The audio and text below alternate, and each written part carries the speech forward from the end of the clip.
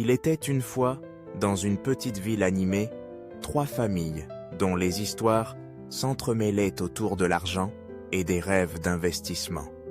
Chacune d'elles représentait un visage différent de l'investissement, une approche unique façonnée par leurs expériences de vie, leurs aspirations et leurs défis. Commençons par Jean-Pierre, un professionnel ou un homme d'affaires aguerri, dont le parcours est jalonné de succès. Depuis son jeune âge, il a toujours eu un flair pour les affaires. Il a su naviguer dans les méandres du monde entrepreneurial avec une détermination sans faille. Aujourd'hui, il est un investisseur accrédité, ce qui signifie qu'il a soit accumulé plus d'1 million de dollars en actifs financiers et ou qu'il gagne 200 000 dollars ou plus par an, mais qu'il a également acquis une expertise qui lui permet d'explorer des investissements plus risqués, souvent réservés à une élite.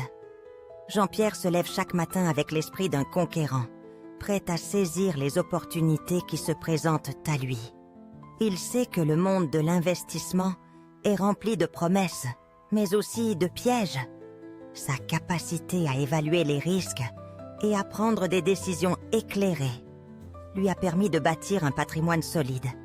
Pour lui, chaque investissement est une aventure, une chance de faire croître son capital, tout en soutenant des projets qui lui tiennent à cœur.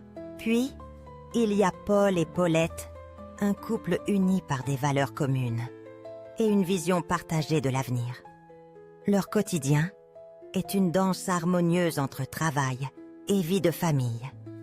Avec un revenu combiné de 125 000 dollars par an, ils ont réussi à bâtir un actif net de 400 000 dollars. En tant qu'investisseurs éligibles, ils ont accès à des investissements qui, bien que limités, leur offrent la sécurité nécessaire pour se projeter sereinement dans l'avenir.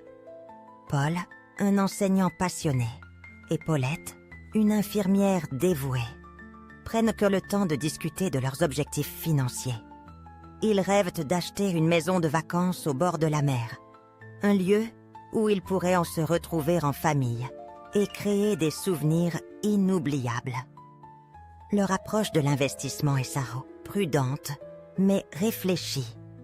Ils consultent des conseillers financiers, s'informent sur les différents produits disponibles et s'assurent que chaque décision est alignée avec leur vision de la vie.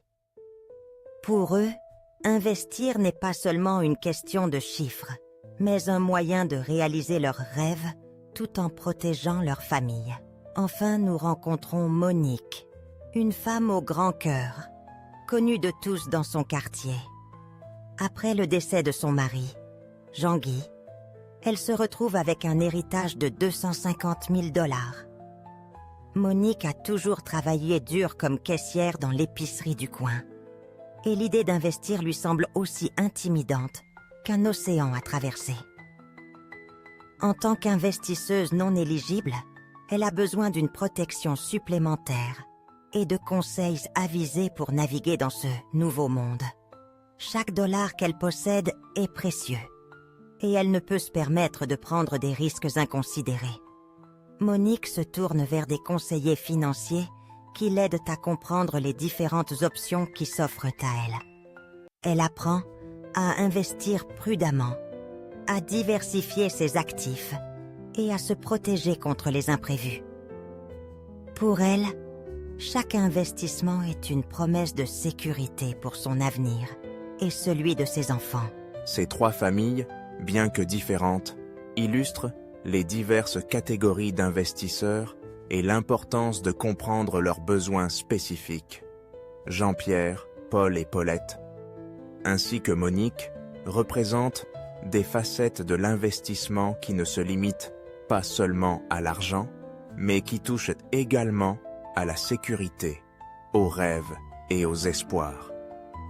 En apprenant à connaître leurs histoires, nous réalisons que l'investissement responsable ne se résume pas à des chiffres, mais qu'il s'agit avant tout d'un acte de confiance, de respect et d'accompagnement.